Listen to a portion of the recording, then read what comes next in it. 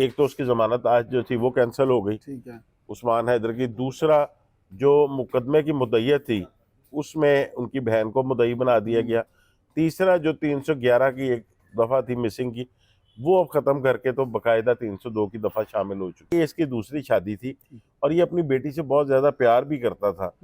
तो इन्होंने कोई अपनी बेगम को कहा हुआ था एक प्लॉट लेके देने का, जिसका इन्होंने एडवांस जो दे दिया हुआ था, और जब उसका बाकी पेमेंट देने की बारी आई, वो कोई 50 लाख रुपए के करीब थी, तो वो इन्होंने दी नहीं, बल्कि वो प्लॉट बेच के तो अपने कोई शादी वगैरह बहनों की और भाइयों की उसमें खर्च कर दिए। इनकी बीवी को ये डाउट था कि इस दफा भी उन्हें वही चकमा देंगे, तो उस पर इनकी आपस में बहस हुई, और बहस होने के बाद इन्होंने, जो अभी तक सामने आया, कि अपना जो सरकारी पिस्टल है वो निकाल कर उन दोनों को मर्डर कर दिया और उसके बाद जो है वो फेंक दिया। ये एक बड़ा केस इस वजह से हो गया कि उस्मान हैदर ने माजी में सीआईए पुलिस के लिए बहुत काम किया, उसके अलावा इन्वेस्टिगेशन पुलिस में बहुत काम किया, बड़े बड़े आला अफसरान की गुड बुक्स में था, और वो खुद अब क्रिमिनल बन चुका हुआ। जो जिस तरह इन्होंने इनको वहां पर फेंका है, कत्ल करने के बाद लाशों को गायब किया है, और खुद ही बाद में ढिंडोरा पीट दिया जी कि मेरी बीवी और बेटी अगवा हो चुके हैं। उनकी जानिब से प्रेस कॉन्फ्रेंस भी की जानी थी, ठीक है, लेकिन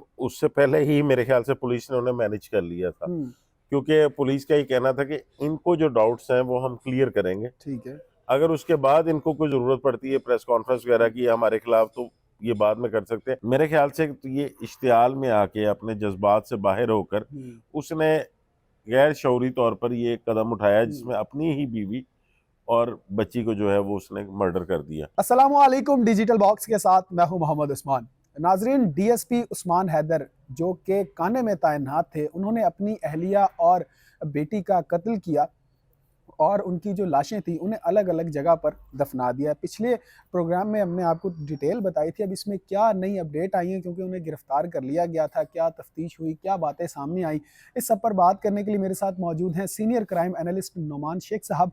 इनसे जानते हैं। सर अस्सलाम वालेकुम। वालेकुम अस्सलाम। सर खैरियत से आप? अल्हम्दुलिल्लाह। सर, डीएसपी उस्मान हैदर जिन्होंने अब इतराफ़ जुर्म भी कर लिया है, आपकी एसपी नवीद साहब से बात भी हुई, तो सर बताएं कि अब क्या नई अपडेट है इसमें? देखिए उस्मान, ये बड़ा सेंसिटिव सा केस था। इसमें अभी जो लेटेस्ट अपडेट्स आई हैं वो ये है कि एक तो बहुत ज़्यादा इल्ज़ामात आ रहे थे इन्वेस्टिगेशन पुलिस पे कि उन्होंने इन्वेस्टिगेशन बहुत लेट स्टार्ट की है। ठीक है। सेकंड, के अभी तक 302 का मुकदमा नहीं दर्ज हुआ। ये कई जगह सवालात उठाए गए। फिर उसके अलावा उनका ये कहना था कि पुलिस जो है, क्या वो अपने पेटी भाई को इंसाफ दिला भी सकती है कि नहीं, क्योंकि उस्मान हैदर एक बड़ी सेंसिटिव जगह पर डीएसपी इन्वेस्टिगेशन काम कर रहे थे कान्हा में। कान्हा ऐसा सर्कल है कि जहाँ पे क्राइम एक्टिविटीज बहुत ज्यादा है, और क्योंकि उस्मान हैदर जो है ये इन्वेस्टिगेशन विंग में थे, तो लोगों को ये भी पता है कि इन्वेस्टिगेशन पुलिस ऑफिसर को ये पता होता है कि खामियां कहाँ पर हैं इस सिस्टम में। तो आज जो पेशरफ ये हुई कि उस्मान हैदर की एक तो बेल कैंसिल हो गई, ठीक है, जो कि उन पे 311 का मुकदमा दर्ज था, जिसमें नॉमिनेट किया गया था, ये बरकी थाने में दर्ज था, उसमें 302 को आजाद कर दिया गया। ठीक है। साथ साथ पुलिस को जो डाउट्स है कि जो लोगों की तरफ से सवालात उठ रहे थे कि कहीं उसकी मदद ना करें, तो उस पर उन्होंने इस मुकदमे की मुद्दईयत जो है वो अब उसकी बहन जो है मकतूला, इनकी जो साली लगती हैं तहमिया शौकत, उनकी मुद्दईयत में मुकदमा जो है अब ये आगे चलेगा। ठीक है। इसमें जो मेरी एसएसपी इन्वेस्टिगेशन मोहम्मद नवीद साहब से बात हुई, उनका ये बताना था, इस केस का थोड़ा सा बैकग्राउंड बताया, क्योंकि मैंने उनसे पूछा था कि आपकी फाइंडिंग्स क्या है कि आखिर एक गजेटेड ऑफिसर इस हद तक क्यों गया। तो उनका ये कहना था कि ये इसकी दूसरी शादी थी और ये अपनी बेटी से बहुत ज्यादा प्यार भी करता था। तो इन्होंने कोई अपनी बेगम को कहा हुआ था एक प्लॉट लेके देने का, जिसका इन्होंने एडवांस जो दे दिया हुआ था, और जब उसका बाकी पेमेंट देने की बारी आई, वो कोई 50 लाख रुपए के करीब थी, तो वो इन्होंने दी नहीं, बल्कि वो प्लॉट बेच के तो अपने कोई शादी वगैरह बहनों की और भाइयों की उसमें खर्च कर दिए। उसके बाद इन्होंने दोबारा एक प्लॉट जो है उसकी इन्होंने टोकन करवाया हुआ था, लेकिन इनकी बीवी को ये डाउट था कि इस दफा भी उन्हें वही चकमा देंगे, तो उस पर इनकी आपस में बहस हुई, और बहस होने के बाद इन्होंने, जो अभी तक सामने आया, कि अपना जो सरकारी पिस्टल है वो निकाल कर उन दोनों को मर्डर कर दिया, और उसके बाद जो है वो फेंक दिया। इनकी डेड बॉडीज भी बरामद हो चुकी हैं। पुलिस का ये कहना है कि इनके खिलाफ जो है वो तो प्रॉपर सबूत तैयार करके इनको करार वाकई सजा दी जाएगी, बल्कि दिलवाई जाएगी कोर्ट से। लेकिन अब ये पुलिस के लिए एक ट्रायल केस बन गया। ये पहला मौका ऐसा नहीं है कि जिसमें पुलिस वाला जो है वो किसी जुर्म में मुलव्वस हो। हम्म, इससे पहले भी कई सीसीडी के एहलकार जो बनकर अगवा बरए तवान की वारदातें सामने आई।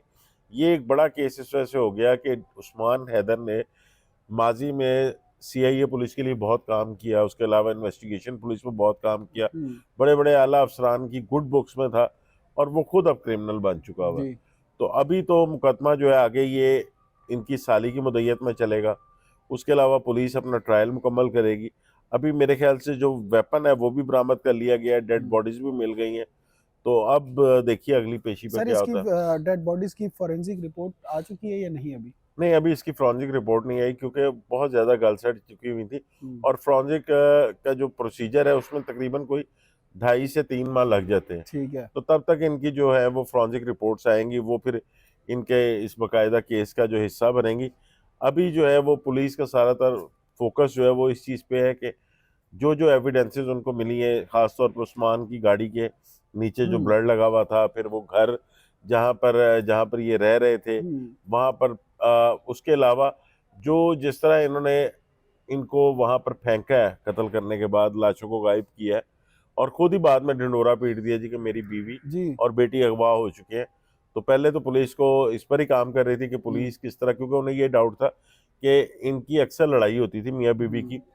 तो जिससे लड़ाई होती थी तो बीवी का घर एक 3 मरले का फैसलाबाद में, ठीक है। जहाँ पर वो अक्सर चली जाती थी, हम्म, उसको बड़ा पसंद था। उसके बाद वो 2 से 4 दिन बाद ये उसको मना के ले आते थे। ठीक है। तो पुलिस वहां तक भी गई, फिर अजीज़ो कारिब जो है उनसे भी सारा राब्ता किया। वो तो पुलिस को उस वक्त डाउट हुआ जब इनकी अपनी साली जो है उसने शोर डाला कि हमें डाउट है कि हमारी बहन को और उसको कत्ल कर दिया गया, ठीक है। भतीजी जो है उसको कत्ल कर दिया गया। वहां से पुलिस को शक हुआ, फिर पुलिस ने आगे मुख्तलिफ इनकी CDRs वगैरह निकाली इनकी, क्योंकि जो इनकी इतनी देर में आपस में कोई कन्वर्सेशन नहीं थी। हम्म, फिर वो खातून, जिस तरह का हमारा दौर चल रहा है इस वक्त, मोबाइल का यूज़ तो लाजमी है, जी, उसके मोबाइल में पैसे भी मौजूद थे, मुख्तलिफ जो बैंकिंग ऐप्स है उसमें भी ट्रांजैक्शन कोई नहीं थी, कॉल कोई नहीं थी, जो बच्ची थी उसके मोबाइल से भी कोई इस हम्म, तरह की चीज़ें नहीं थी। तो पुलिस को वहाँ से शक हुआ कि ये अब जो है ये मंजर आम से गायब है। तो ये डाउट जो है इसको रद्द नहीं किया जा सकता कि इनको कोई नुकसान पहुंच गया। वहाँ से इस केस की तफ्तीश आगे चली थी। तो पुलिस जो है वो फिर हतमी तौर पर जब उस्मान को गिरफ्तार की है तो फिर आहिस्ता आहिस्ता चीज़ें इस केस की कली खुलनी शुरू हुई। शेख साहब मकतूला के अहल खाना की जानिब से कोई बयान दिया गया है या वो जो है वो इस वक्त बिल्कुल क्लियर है इस मामले में कि सज़ा दी जाएगी उस्मान हैदर को?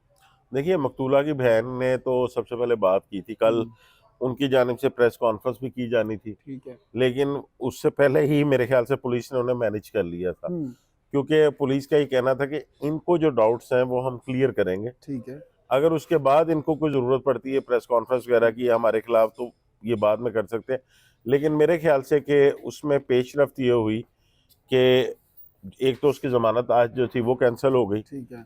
उस्मान हैदर की, दूसरा जो मुकदमे की मुद्दत थी उसमें उनकी बहन को मुद्दई बना दिया गया, तीसरा जो 311 की एक दफ़ा थी मिसिंग की वो अब ख़त्म करके तो बाकायदा 302 की दफ़ा शामिल हो चुकी है। ठीक है। तो उनके जो तहफ़्फ़ुज़ात थे वो दूर हो चुके हैं मेरे ख्याल से। तो क्योंकि आला अफसरान के नोटिस में है, पुलिस के लिए टेस्ट केस भी है, तो उस्मान हैदर को करार वाकई सज़ा मिलेगी।